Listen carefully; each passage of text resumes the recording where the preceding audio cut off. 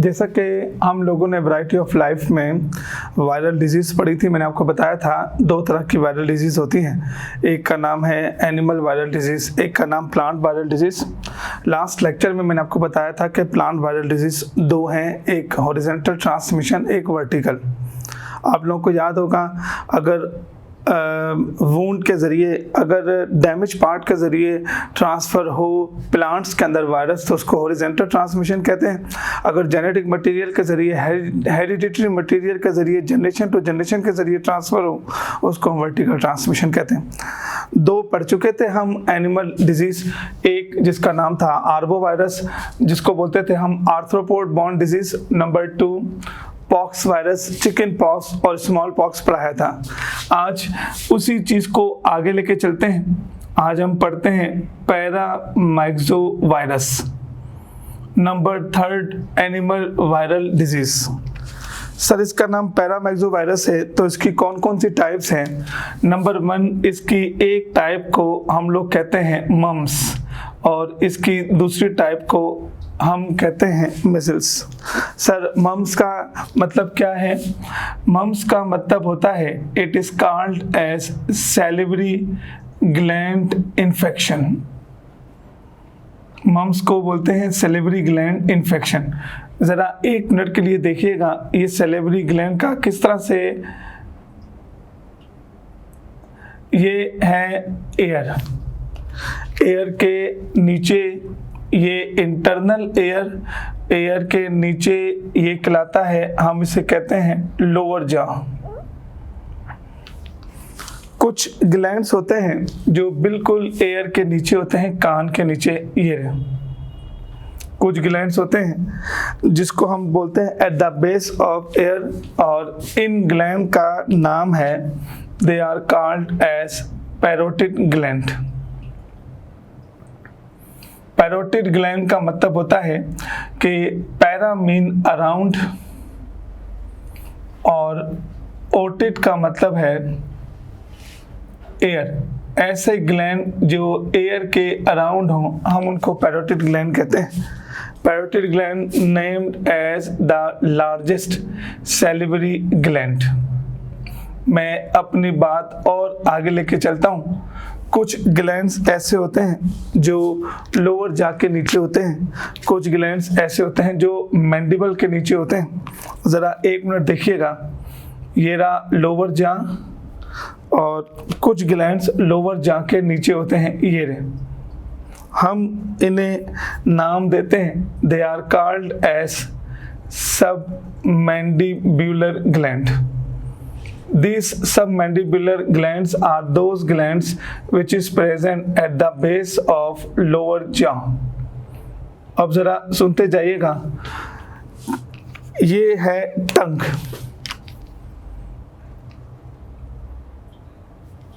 टंग के बिल्कुल नीचे, टंग की बेस में भी ग्लैंड्स होते हैं and these glands are called as sublingual gland because this sublingual gland present at the base of tongue. ऐसे मिलाएं तो 21 सैलिवरी ग्लैंड्स बनते हैं। सब पैलाटाइन ग्लैंड्स होते हैं, सब मैक्सिलरी ग्लैंड्स होते हैं। ये जो मम्स का शिकार आएगा, यानी उसका जो पेशेंट होगा वायरस का, एक्चुअली वो लोअर एज ग्रुप, वो चिल्ड्रंस में से होंगे। और याद रखिएगा कि छोटे बच्चों को ये डिजीज़ बड़ी जल्दी से होता है और ये डिजीज़ ट्रांसमिट कैसे होता है? Through the contaminated water, contaminated food. अगर आप चाइल्ड स्पेशलिस्ट हैं तो हाउ वुड यू नो कि ये मम्स हैं? उन बच्चों को बायलैटरल चीक्स की स्वेलिंग होगी, दोनों के दोनों उसके गाल जो हैं बेटा स्वेल होंगे और स्वेलिंग के साथ साथ वहाँ पर बेटा पेन होगा।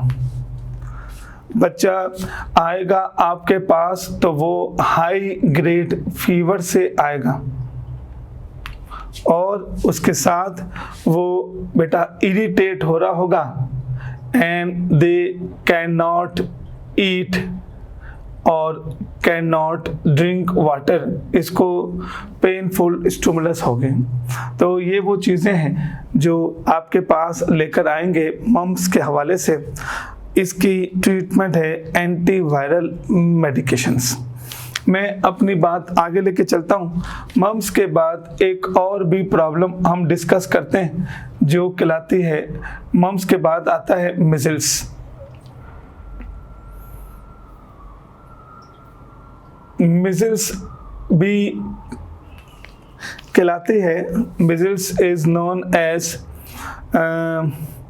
स्किन वायरल इन्फेक्शन, और ये ज़्यादा बेटा they are highly infectious disease है, बहुत ख़तरनाक डिजीज़ है मिज़ल्स की, और ज़्यादातर उन लोगों को होती है जो इम्यूनो कम्प्रोमाइज़ हैं या उन लोगों को होती हैं जो चाइल्ड एज ग्रुप के हैं।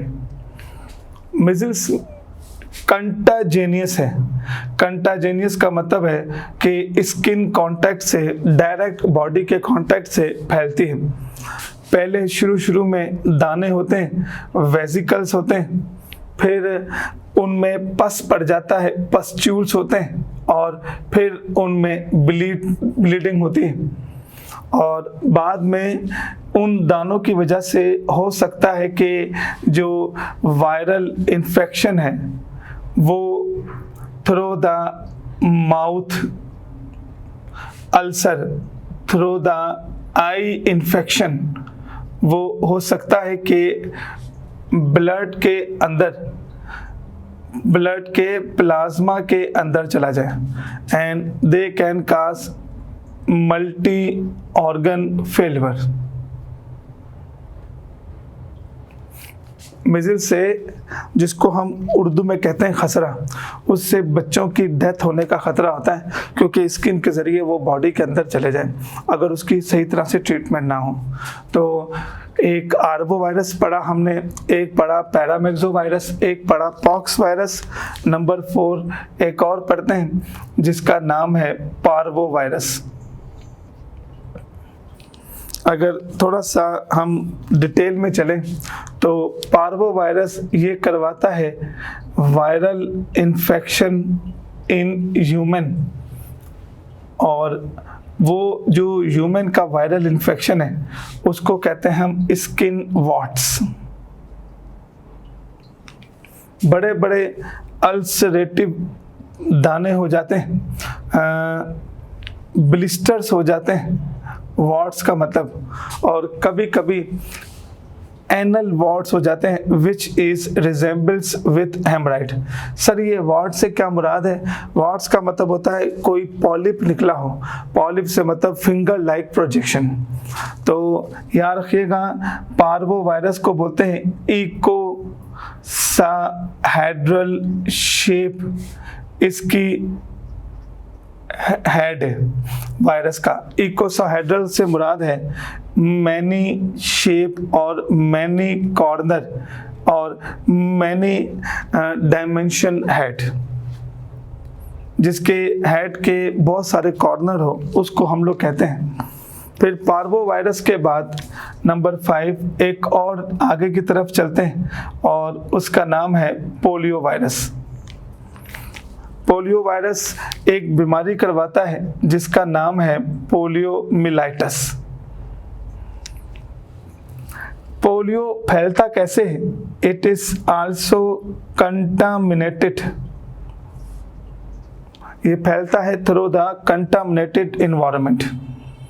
WHO की रिसर्च के मुताबिक एक हाउस फ्लाई बाहर गंद में, कचरे में बैठेगी, उस हाउस फ्लाई के विंग्स में, उस हाउस फ्लाई के परों में, पैरों में पोलियो वायरस लग जाएंगे और कंटामिनेटेड फूड के ज़रिए उस हाउस फ्लाई के जो विंग्स हैं वो उस फूड पे बैठेंगे और फूड वो बच्चा ओरली तौर पर इनटेक करेगा और उससे भी पोलियो होने के चांसेस हैं। और जो पोलियो है वो लाइलाज बीमारी है, इसमें बोन्स में कोई प्रॉब्लम नहीं होता। एक्चुअली क्या होता है, जो पोलियो का वायरस है थ्रू द मोटर न्यूरॉन का रास्ता लेकर वो ब्रेन में जाकर डिस्ट्रॉय कर देता है उन सेंटर्स को जो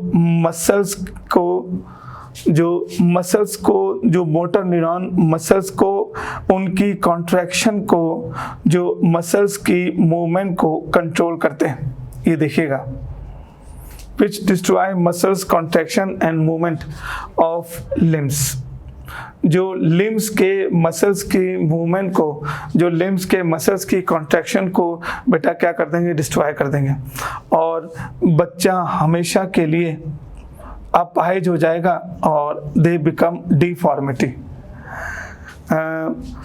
पोलियो की वैक्सीन दी जाती है ओरल रूट के जरिए। पोलियो दुनिया की वो वाहिद वैक्सीन है जो दी जाती है थ्रू द ओरल रूट। दुनिया में जितनी वैक्सीन है वो इंजेक्शन लगाई जाती है।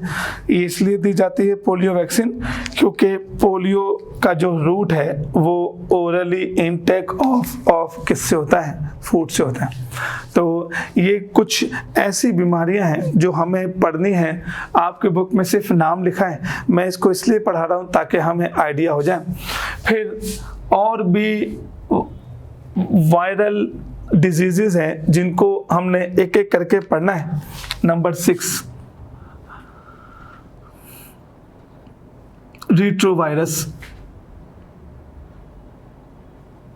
रिट्रोवायरस क्यों कहते हैं? एक्चुअली इसके अंदर रिवर्स ट्रांसक्रिप्टेस एंजाइम्स होते हैं। थोड़ा सा अगर हम आइडिया लें तो एक प्रोसेस होता है जिसको बोलते हैं रिवर्स ट्रांसक्रिप्शन। एक प्रोसेस होता है जिसको हम लोग कहते हैं ट्रांसक्रिप्शन। ट्रांसक्रिप्शन एक ऐसा प्रोसेस है जिसमें हम लोग आरएनए से प्रोटीन बनाते हैं। Transcription is one of the process of protein synthesis, जिसमें आरएनए से प्रोटीन के मॉलिक्यूल की सिंथेसिस होती है। रिट्रोवायरस रिवर्स ट्रांसक्रिप्टेस एंजाइम वो परफॉर्म करता है रिवर्स ट्रांसक्रिप्शन। रिवर्स ट्रांसक्रिप्शन से मुराद जब प्रोटीन से आरएनए बनते हैं, और इनकी 2 एग्जाम्पल हैं। एक है HIV और एक एग्जाम्पल है hepatitis B. HIV hepatitis B हम अलग से पढ़ेंगे। HIV एड्स का पूरा एक वायरस के अंदर टॉपिक है।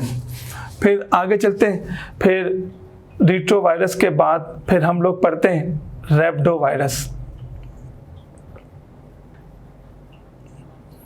रैप्डोवायरस से एक बीमारी होती है, उसको कहते हैं हम rabies. Rabies are transmitted through.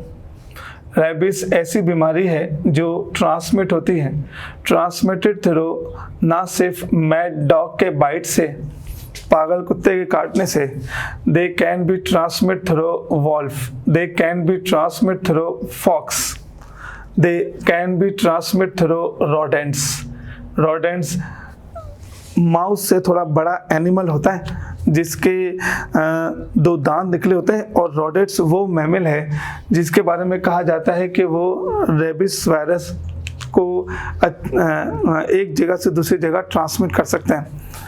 होता क्या है, होता ये है कि रेबीज का जो वायरस है वो एंटर होता है थ्रू द ओपन वुंड, जख्म के जरिए।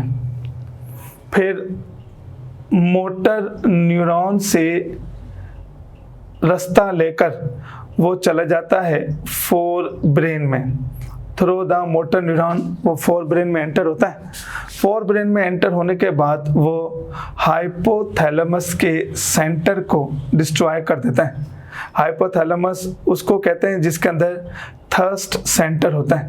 थर्स्ट सेंटर वो सेंटर जिसमें हमें प्यास लगती, और होगा क्या, उसको डेवलप हो जाएगा हाइड्रोफोबिया। याद रखिएगा, जैसे पोलियो लाइलाज है, वैसे रेबडो वायरस की वजह से जो रेबीज होता है वो भी लाइलाज है।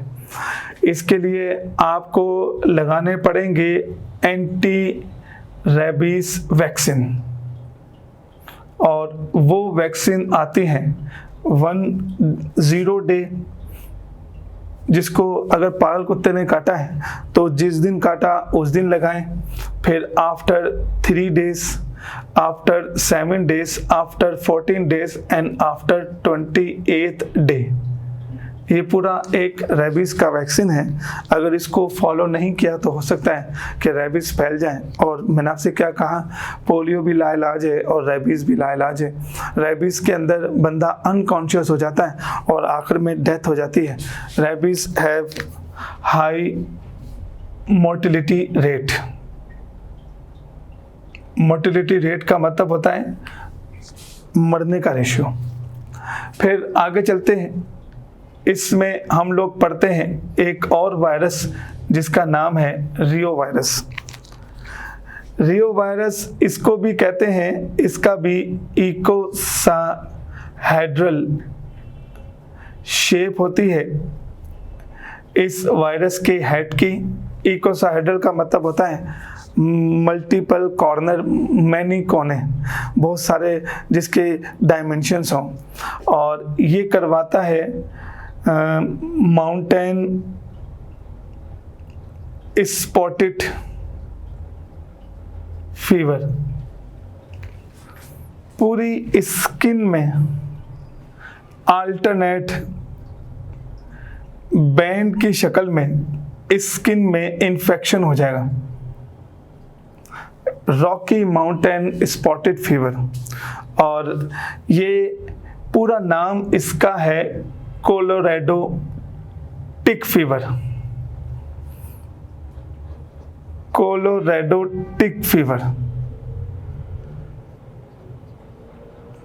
कोलोराडो अमेरिका की एक ऐसी रियासत का नाम है जहाँ पर माउंटेन होते हैं, जहाँ पर हिल होता है। टिक उस उड़ने वाले कीड़े को बोलते हैं जो रियो वायरस को ट्रांसमिट करवाता है थ्रू द बाइट। तो वो लोग जो पहाड़ों वाले जंगलात में रहते हैं, वो लोग जो हिली एरिया में माउंटेन में रहते हैं, ये वायरस उनमें ज़्यादा फैलता है। नंबर 9, फिर एक और वायरस जिसको हम लोग पढ़ते हैं राइनो वायरस के नाम से। राइनो वायरस से पहले थोड़ा सा मैं आपको एक आइडिया देता हूँ। एक चीज होती है ऑटोलॉजी। ऑटोलॉजी से मुराद है स्टडी अबाउट एयर। अगर आप एयर ऑसिकल्स, एयर ड्रम, अगर आप उसकी स्टडी करते हैं तो उसको कहते हैं ऑटोलॉजी। इसको हम कहते हैं ऑडिशन। सेंसेशन ऑफ हेयरिंग का नाम है ऑडिशन। फिर आता है जिसका नाम है राइनोलॉजी। राइनोलॉजी से मुराद है study about nose, nasal mucosa, nose का इंटरनल लाइनिंग। और याद रखिएगा सेंसेशन ऑफ स्मेल को हम कहते हैं ऑल्फैक्शन। इसी तरीके से आपको मैं बताता हूँ एक और स्टडी जिसका नाम है ऑफ्थैल्मोलॉजी। ऑफ्थैल्मोलॉजी का मतलब होता है study about I, study about retina. तो ये बताने का मकसद है कि राइनो वायरस क्या है। एक मिनट, एक और स्टडी है जिसका नाम है मैक्सिलोफेशियल स्टडी। मैक्सिलोफेशियल स्टडी का मतलब होता है study about face, study about facial expression. तो राइनोलॉजी का मतलब होता है एक राइनो वायरस होता है जो करवाता है कॉमन कोल्ड, नज़ला, खांसी, जुकाम, जिसको बोलते हैं राइनोरिया। और इसके अंदर फीवर होता है और इचिंग। एंड एलर्जिक रिएक्शन होता है।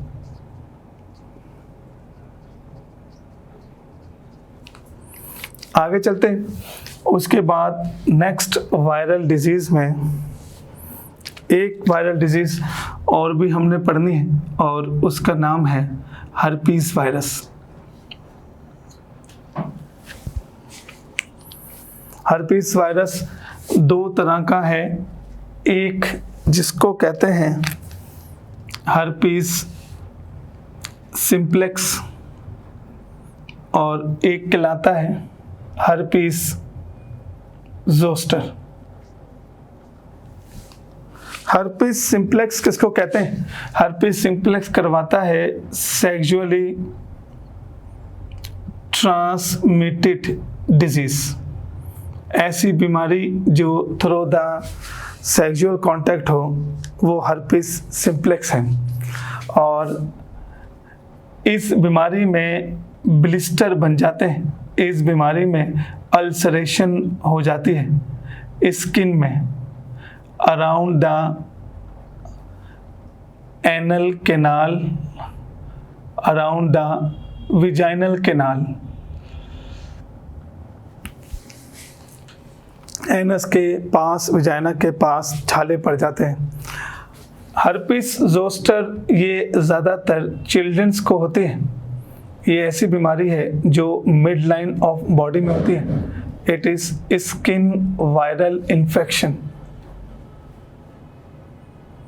और ये भी पूरी बॉडी में, स्किन में ऐसा लगता है जैसे कोई एलर्जिक इन्फेक्शन हो गया, और present with high grade fever. तो ये थोड़ा आपको आइडिया देने के लिए मैंने हर डिजीज़ के बारे में थोड़ा सा चाहा कि आपको इंट्रो दे दूं, ताकि आइडिया हो जाए कि किस तरह से हमने डिजीज़ पढ़नी है। तो डिजीज़ के बाद अब नेक्स्ट चलते हैं वायरस के अहम तरीन टॉपिक की तरफ, और उसका नाम है लाइफ साइकिल ऑफ वायरस। आज हम वायरस की लाइफ साइकिल के बारे में पढ़ेंगे। सबसे पहली लाइफ साइकिल कहलाती है जिसका नाम है lytic cycle. Sir lytic cycle क्यों कहते हैं? बेटा लाइटिक लफ्ज़ निकला है लाइसिस से, और लाइसिस का मतलब होता है to break. The type of viral life cycle, the type of viral life cycle in which host cell or in which bacterial cell become destroy। एक ऐसी लाइफ साइकिल जिसमें बैक्टीरिया सेल डिस्ट्रॉय हो जाता है, और ये वायलेंट फेज ऑफ वायरस है जिसको हम T4 फेज कहते हैं। ये कहलाता है, जिसका नाम है मास्टर स्लेव रिलेशनशिप। सर इसका नाम मास्टर स्लेव क्यों है? क्योंकि मास्टर का मतलब हाकिम, इसके अंदर वायरस होगा, और जो महकूम, जो गुलाम है, वो बैक्टीरिया होगा। ज़रा देखें कैसे, ये देखिएगा, ये है बैक्टीरिया, और ये बैक्टीरिया के अपने डीएनए प्लाज्मिड्स की फॉर्म में, ये बैक्टीरिया का अपना राइबोसोम्स। पहली स्टेज क्या होती है? इसके ऊपर वायरस अटैक करता है, ये रहा। तो नंबर 1 में क्या लिखूंगा कि virus with their tail fiber, virus अपने टेल फाइबर के ज़रिए होस्ट के सेल के सरफेस के ऊपर बेटा अटैच होता है, और अटैच होने के बाद मैकेनिकल तौर पर उसको डिस्ट्रॉय करने की कोशिश करता है। बैक्टीरियल सेल की मेम्ब्रेन को डिस्ट्रॉय करने की कोशिश करता है, बैक्टीरियल सेल की मेम्ब्रेन को ब्रेक डाउन करने की कोशिश करता है। नेक्स्ट में क्या होगा? नेक्स्ट में कुछ इस तरह से होगा कि वो वायरस कामयाब हो जाएगा बैक्टीरिया की मेम्ब्रेन को तोड़ने में। ये बैक्टीरिया का डीएनए, ये बैक्टीरिया का राइबोसोम्स, और ये रहा बैक्टीरिया का वायरस। अब वायरस अपने आरएनए अंदर दाखिल करेगा या अपने डीएनए अंदर दाखिल करेगा, तो virus inject their viral genome in the form of RNA और डीएनए, और वो वायरस का एम्प्टी प्रोटीन कोड, वायरस का एम्प्टी प्रोटीन कोड बाहर रह जाएगा। इसको हम गोस्ट सेल का नाम देंगे। अब नेक्स्ट ये है कि अब वो क्या करेगा, मैंने आपसे क्या कहा था कि जब वायरस किसी पे हमला करता है तो सबसे पहले उसके राइबोसोम्स पे हमला करता है। वायरस क्या करेगा, अपने आरएनए को राइबोसोम्स के पास लेके जाएगा और वहाँ पर बनाएगा प्रोटीन। प्रोटीन की सिंथेसिस कैसे होती है, पहले प्रोटीन कोड बनता है ये रहा, फिर प्रोटीन शीट बनती है ये रही, फिर टेल फाइबर बनते हैं इस तरह से। तो मैं नंबर 3 लिखूंगा कि virus RNA act as messenger RNA, और वो वायरल प्रोटीन को सिंथेसिस करेंगे by attack to the host ribosomes. Host cell के राइबोसोम से वो अपने लिए प्रोटीन बनाएंगे। व्हाट्स नेक्स्ट में क्या होगा, नेक्स्ट में कुछ इस तरह से होगा कि इस बदकिस्मत बैक्टीरिया के अंदर बन चुके वायरस, ये देखिएगा इस बदकिस्मत बैक्टीरिया में बन चुका वायरस, ये वायरस का जीनोम है। अब वो होस्ट के एंजाइम्स को लेकर, वो होस्ट के एंजाइम से लेकर अपने वायरल जीनोम को रेप्लिकेट करेगा। जितना वायरस का कोड बनेगा उतने डीएनए। तो याद रखिएगा कि होस्ट सेल के एंजाइम से वायरस अपने जीनोम को रेप्लिकेट करेगा। और नेक्स्ट में क्या होगा, नेक्स्ट में देखिएगा, सबसे पहले तो आपको मालूम होगा कि वायरस ने अपने लिए प्रोटीन बनाई, नंबर 2 अपना जीनोम रेप्लिकेट करवाया। नेक्स्ट में ये होगा कि ये मुकम्मल वायरस तैयार हो गया और इसके अंदर इसका अपना जेनेटिक कोड आ गया। वायरस निकालेगा एंजाइम जिसका नाम है लाइसोजाइम, और वो मुकम्मल तौर पर होस्ट को डिस्ट्रॉय करके now they can get free. तो जिस लाइफ साइकिल के अंदर डिस्ट्रॉय हो जाए होस्ट सेल, उसको हम लोग कहते हैं लाइटिक साइकिल। अगर लाइटिक साइकिल ये है तो नेक्स्ट एक साइकिल और हम पढ़ते हैं और उसका नाम है lysogenic cycle.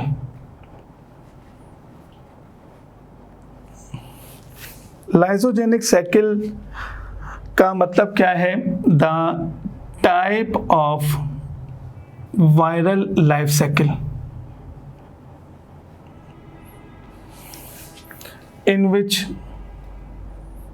in which host cell or in which bacterial cell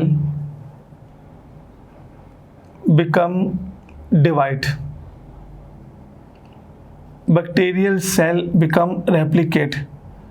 ऐसी वायरस की लाइफ साइकिल जिसमें बैक्टीरिया डिवाइड हो, और इसके अंदर जो वायरस इस्तेमाल होता है वो इस्तेमाल होता है lambda, and this virus is non violent.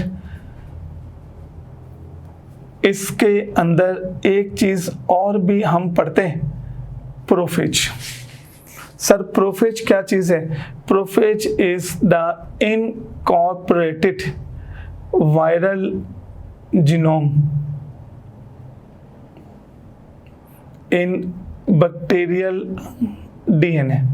Bacteria के डीएनए में वायरल की जीन इनकॉर्पोरेटेड हो जाए, उसका नाम वायरल जीनोम है। ये जो वायरस लैम्डा है, इसकी ख़ास बात यह है कि it is just like a T4 virus. सिर्फ फ़र्क ये है कि T4 में मल्टीपल टेल फाइबर होते हैं, लैम्डा में सिंगल। लाइजोजेनिक साइकिल में हम किस तरह से पढ़ते हैं, वही वाली बात, इस पे हमला करेगा वायरस, वही वाली बात, इसके अंदर ये रहा बैक्टीरिया का डीएनए, ये बैक्टीरिया का ribosomes. Virus attach with bacterial cell through their tail fiber, और वो मैकेनिकल तौर पर वॉल को डिस्ट्रॉय करने की कोशिश करेगा। नेक्स्ट में क्या होगा, नेक्स्ट में ये होगा कि वो काफ़ी हद तक कामयाब हो जाएगा। ये रहा बैक्टीरियल डीएनए, ये रहा बैक्टीरियल राइबोसोम्स, ये रहा वायरस। वायरस अपने टेल फाइबर अंदर, अपने जीनोम अंदर दाखिल करने में कामयाब हो जाएगा, और जो वायरल जीनोम है वो इंजेक्ट हो जाएगा इनसाइड द बैक्टीरिया।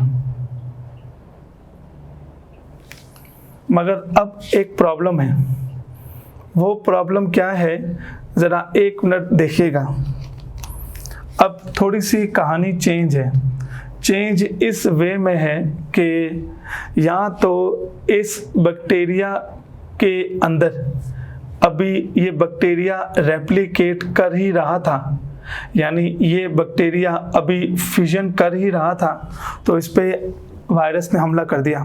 जब बैक्टीरिया खुद डिवाइड हो रहा हो, जब बैक्टीरिया खुद रेप्लिकेट हो रहा हो, तो वो वायरल की जीन को या किसी भी जीन को डोमिनेंट होने नहीं देता, वो वायरल की जीन को इनएक्टिव कर देगा। या नंबर 2, बैक्टीरिया के ऊपर फेरेबल कंडीशन हो। फेरेबल कंडीशन से मुराद ऐसी कंडीशन जिसमें उसको energy, air, water, sunlight, oxygen, carbon dioxide सब चीज़ें मिल रही हों। या नंबर 3, कुछ बैक्टीरिया ऐसे होते हैं जिनके अंदर पहले से पाए जाते हैं एंजाइम्स, जिसको हम लोग कहते हैं रिस्ट्रिक्शन एंजाइम। बेटा, रिस्ट्रिक्शन एंजाइम वो एंजाइम होते हैं जो डीएनए, आरएनए को डिस्ट्रॉय कर सकते हैं। तो वायरल डीएनए, वायरल आरएनए को डिस्ट्रॉय करने के पास बैक्टीरिया के पास एक एंजाइम होता है जो उनको, आप यूँ समझ लें, डिस्ट्रॉय कर सकता है। जब वायरस यहाँ आता है तो वो समझ आता है कि अब मेरी दाल नहीं गलेगी, ये वो बैक्टीरिया कमज़ोर नहीं है जिसके ऊपर मैं हाकिम बनूं, जिसके ऊपर मैं डोमिनेंट हूँ। तो नेक्स्ट में क्या होगा, नेक्स्ट में कुछ इस तरह से होगा कि जो वायरस का डीएनए है वो बैक्टीरिया के डीएनए के साथ अटैच हो जाएगा, ये रहा, और इस चीज़ को हम लोग कहते हैं, this is known as prophage. Prophage का मतलब होता है incorporated viral DNA into host और इनटू बैक्टीरियल डीएनए। अब की दफ़ा वायरस की नहीं, अब की दफ़ा भारी है, अब डिवाइड होगा बैक्टीरिया। मैंने आपसे क्या कहा था, लाइजोजेनिक साइकिल में बैक्टीरिया डिवाइड होता है।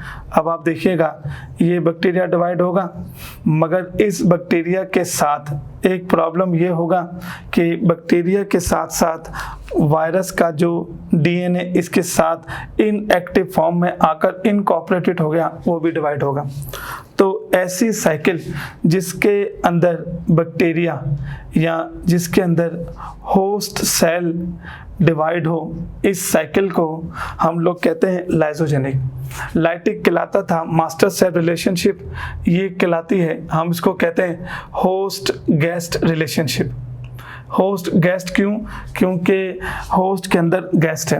अब ये डिपेंड करता है कब तक हो सकता है इस बैक्टीरिया के ऊपर कोई आकर एक्सरे की रेडिएशन या कोई अल्ट्रा वायलेट रेडिएशन आ गई और हो सकता है कि ये बैक्टीरिया के ऊपर अनफेवरेबल कंडीशन आ गई।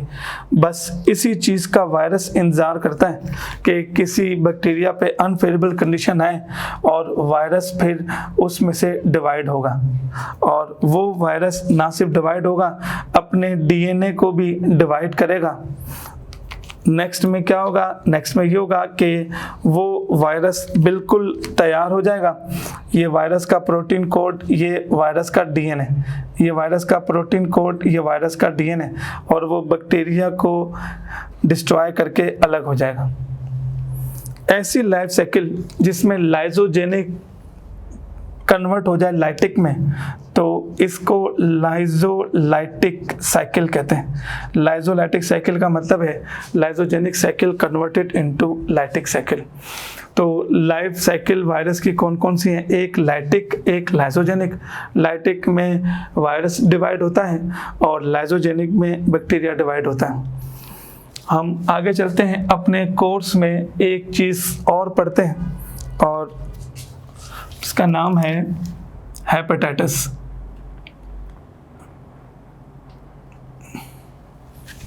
हेपेटाइटिस को हेपेटाइटिस क्यों बोलते हैं? ये कहलाते हैं हेपेटोसाइट्स। हेपेटोसाइट्स का मतलब होता है लीवर सेल्स, और ITIS का मतलब होता है इन्फेक्शन। तो हेपेटाइटिस का मतलब है it is highly viral liver cells infection. एक खतरनाक बीमारी वायरल लीवर इन्फेक्शन जिसके अंदर लीवर बिकम फेलिवर, जिसमें लीवर फेलिवर हो जाता है। It is also contaminated, it is also known as communicable disease. Communicable disease से मुराद वो डिजीज़ जो आहिस्ता आहिस्ता कम्युनिटी में फैले। हेपेटाइटिस में साइन सिम्टम्स कौन से होते हैं? कौन कौन से साइन सिम्टम्स होते हैं जिसकी वजह से हम पहचानते हैं कि ये पेशेंट हेपेटाइटिस का है? पहला साइन सिम्टम जो है वो है जॉन्डिस। जॉन्डिस का मतलब है येलोइश डिसकलरेशन ऑफ आई, जिसको हम कहते हैं पेशेंट को पीलिया हो गया। लीवर इनलार्जमेंट, लीवर का साइज बढ़ जाएगा। लीवर के साइज के बढ़ने को हेपेटोमेगैली कहते हैं। इस बीमारी के अंदर होता है हाई ग्रेड फीवर। इस बीमारी में एब्डोमिनल क्रैम्प्स होते हैं, abdominal pain due to liver enlargement, constipation भी मेन चीज, and generalized weakness, generalized body pain. Hepatitis में एक अहम बात यह भी होती है कि हेपेटाइटिस में abdominal pain, constipation, generalized weakness, body pain के अलावा स्किन में एलर्जिक रिएक्शन और स्किन की ड्राइनेस भी हो सकती है। हेपेटाइटिस को डिवाइड करते हैं हेपेटाइटिस ए में, हेपेटाइटिस बी में और हेपेटाइटिस सी में। A4, B4, C4 ये अल्फ़ाबेट्स हैं। हेपेटाइटिस ए जो है वो कहलाता है it is envelope RNA virus. Hepatitis C also known as envelope RNA virus. Hepatitis A, it is the most commonest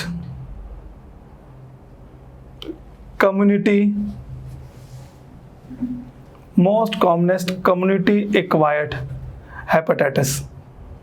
सबसे आसानी से जो हेपेटाइटिस होता है वो हेपेटाइटिस ए होता है, और किसके ज़रिए होता है? Through the contaminated water, through the contaminated food के ज़रिए।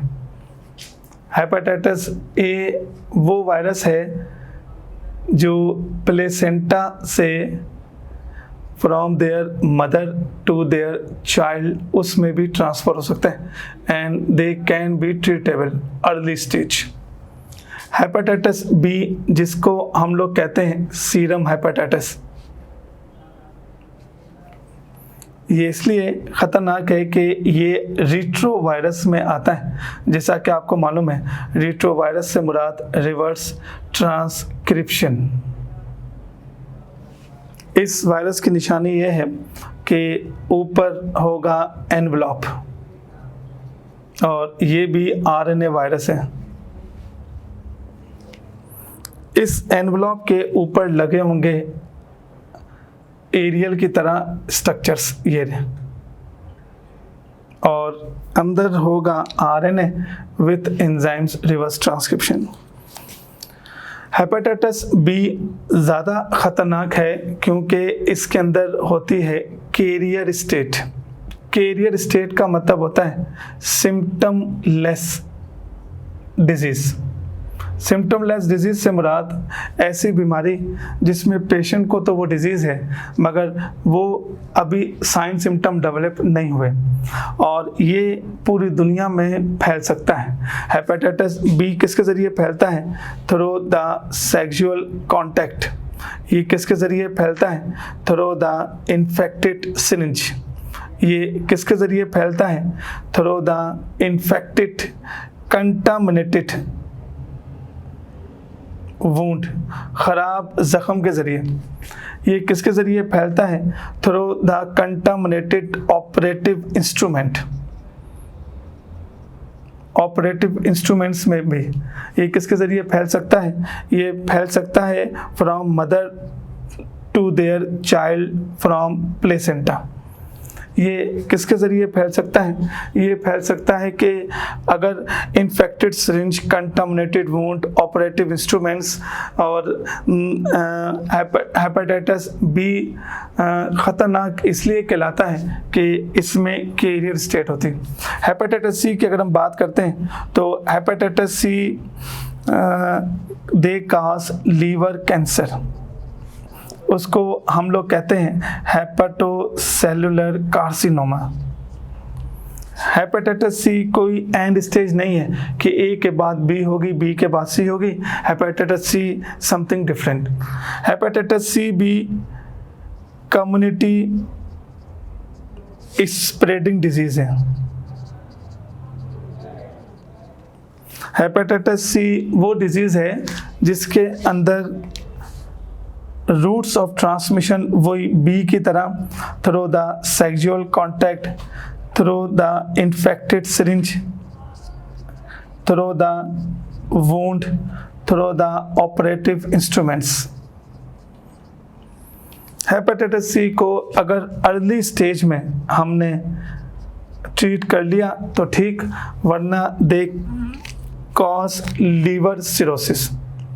जो एंड स्टेज है हेपेटाइटिस सी का वो है लीवर सिरोसिस। लीवर सिरोसिस का मतलब होता है लीवर बिकम श्रिंक, और जिसका लीवर श्रिंक हो जाए this is called as irreversible stage.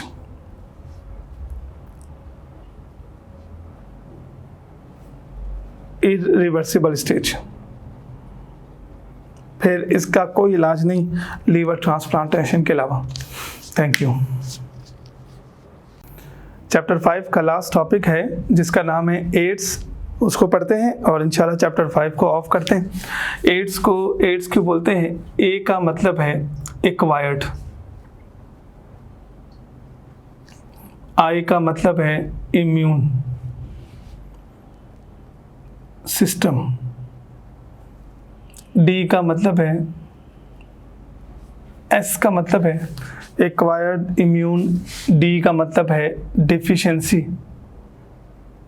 S मतलब सिंड्रोम। तो एड्स 4 लफ्ज़ों से बना है। ऐसी बीमारी जिसके अंदर इम्यून सिस्टम होस्ट बॉडी का, होस्ट सेल का डिस्ट्रॉय हो जाए उसको कहते हैं एड्स। 1980s में सबसे पहले ये बीमारी के बारे में फ्रॉम अफ्रीका ये बीमारी वहाँ से डिस्कवर हुई थी। अब ज़रा देखिएगा कि इसमें हम किस तरह से पढ़ते हैं। एड्स को पढ़ने से पहले एक दो चीज़ें हैं, ज़रा उसको समझते हैं।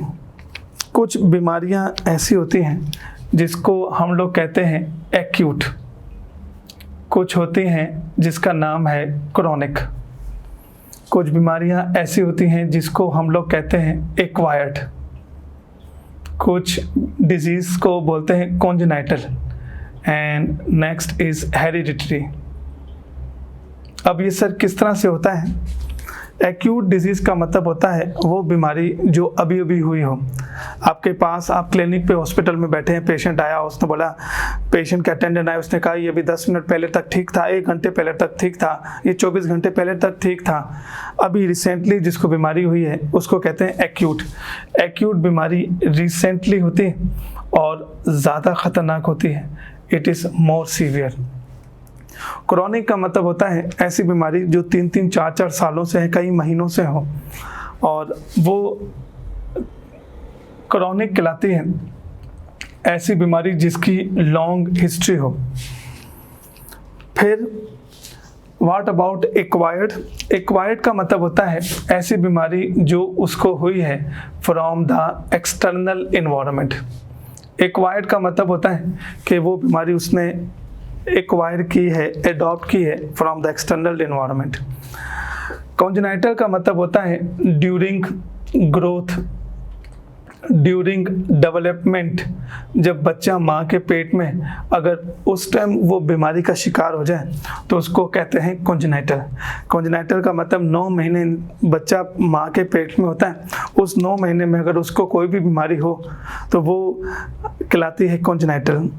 और हेरिडिटरी से मुराद है वो बीमारी जो जेनेटिकली फैमिली हिस्ट्री में फैले। जब 1980s में एड्स पहली दफ़ा डिस्कवर हुआ तो कहा जाता था कि एड्स एक्सटर्नल एनवायरनमेंट से, बाहर से होता है। मैं अपनी बात और आगे लेके चलता हूँ। एड्स के हवाले से आपको एक चीज़ बताना चाहता हूँ, ये है इम्यून सिस्टम। इम्यून सिस्टम हमारी बॉडी का एक प्रोटेक्टिव सिस्टम है। इम्यून सिस्टम हमारी बॉडी का एक तरह से डिफेंसिव सिस्टम है। ये एक ऐसा सिस्टम है विच कॉम्बैट्स अगेंस्ट इन्फेक्शंस, जो लड़ता है बीमारियों के खिलाफ। इस इम्यून सिस्टम को आप डिवाइड कर सकते हैं 2 में, एक जिसका नाम है बी सेल और एक जिसका नाम है टी सेल्स। बी सेल्स का मतलब होता है वो सेल जो बोन मैरो के अंदर से बने। टी सेल्स का मतलब होता है वो सेल जो थाइमस ग्लैंड से बने। बी सेल्स अल्लाह ताला ने बनाए ही इसलिए they act as anti bacterial activity, जो बैक्टीरिया के खिलाफ काम करें, और T cells which is anti viral, जो वायरस के खिलाफ काम करें। और इस टी सेल्स की फर्दर 3 और टीमें हैं। एक जिसको हम लोग कहते हैं, it is called as helper T cells, एक जिसका नाम है साइटोटॉक्सिक टी सेल्स, और एक कहलाता है जिसको कहते हैं memory T cells. Helper T sales वो है जो वायरस को आइडेंटिफाई करता है। हेल्पर टी सेल्स वो है जो वायरस को रिकग्नाइज करता है। साइटोटॉक्सिक सेल्स वो है जो उस वायरस को डिस्ट्रॉय करता है। साइटोटॉक्सिक सेल वो है जो उस वायरस की ब्रेक डाउन करता है। और अगर हम मेमोरी की बात करते हैं तो मेमोरी टी सेल्स वो है जो वायरल जीनोम को, जो वायरल के जेनेटिक मटेरियल है उसको स्टोर करता है। और याद रखना, एड्स का वायरस इसलिए ख़तरनाक है कि एड्स का वायरस आकर हेल्पर टी सेल्स को डिस्ट्रॉय करता है। तो एड्स में ए का मतलब है acquired from external environment, immune deficiency का मतलब है जिसमें इम्यून सिस्टम के हेल्पर टी सेल्स को डिस्ट्रॉय किया जाता है। और एड्स में एस का मतलब भी आता है सिंड्रोम। बेटा जिसका इम्यून सिस्टम डिस्ट्रॉय हो जाए उसको मल्टीपल प्रॉब्लम हो सकती है। तो सिंड्रोम का मतलब होता है it is the collection of disease, बहुत सारी बीमारियां हों और उसका जो है पूरी बॉडी पे असर पड़े, उसको कहते हैं हम सिंड्रोम। तो कोई पूछे आपसे व्हाट डज एड्स मीन्स, तो एड्स की अगर हम डेफिनेशन पढ़ें तो it is highly infectious viral disease which destroy helper T cells, which destroy host immune system, host immune system. और उस इम्यून सिस्टम से क्या होगा कि वो जो होस्ट है दे बिकम इम्यूनो कम्प्रोमाइज्ड, कोई भी बीमारी आकर उसको मार सकती है। तो and it is caused by HIV। What does HIV mean? HIV human immuno deficiency virus. ये वो HIV वायरस है जो रिट्रो वायरस है, ये RNA वायरस है, ये वो वायरस है जो एनवेलप वायरस है। इसके ऊपर छोटे छोटे से स्पाइक्स होते हैं, हेपेटाइटिस बी की तरह इनकी शेप है, अंदर इनमें RNA और एंजाइम्स हैं। What are the routes of transmission? ये हेपेटाइटिस का जो वायरस HIV वायरस है वो कौन कौन से रूट्स के जरिए जाता है? सबसे पहला रूट है through the sexual contact. AIDS sexual contact से होता है। एक पार्टनर का म्यूकोजा, एक पार्टनर का म्यूकोजा दूसरे पार्टनर के म्यूकोजा के साथ अटैच हो जाए तो एक ब्रिज बन जाती है। म्यूकोजा का मतलब होता है इस स्किन की कहलाती है एक्सटर्नल ओपनिंग, म्यूकोजा की कहलाती है इंटरनल ओपनिंग। तो external layer skin, internal layer mucosa. Internal layer अगर आपस में कम्युनिकेट कर जाएं तो चांसेस होते हैं कि एड्स फैल जाए। Number 2, through the infected reuse syringe. एक सिरिंज मल्टीपल पेशेंट में इस्तेमाल करने से फैलता है AIDS. Number 2, through the contaminated operative instrument. Operation के इंस्ट्रूमेंट्स को सही तरह से नहीं साफ किया, दांत जिससे निकला है उस इंस्ट्रूमेंट को साफ नहीं किया, हो सकता है हो जाए। नंबर 2, ओपन इन्फेक्टेड वुंड के जरिए, खुले जख्म के जरिए। अगर दूसरे का भी खुला जख्म है तो हो सकता है कि वायरस फैल जाए। Number 3, on screen blood transfusion. एक दूसरे को खून दें, डोनर खून दे, रिसेप्टेंट को बगैर चेकअप कराएं। उसके अलावा मदर से from placenta to their child में भी खदशा है कि ट्रांसमिट हो। अब what are the sign and what are the symptoms of AIDS? AIDS के साइन सिम्टम्स क्या हैं?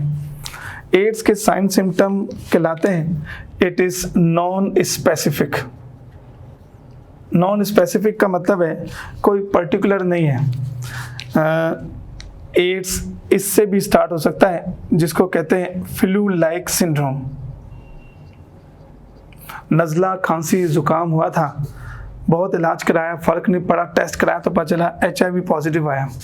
Number 2, fever of unknown origin.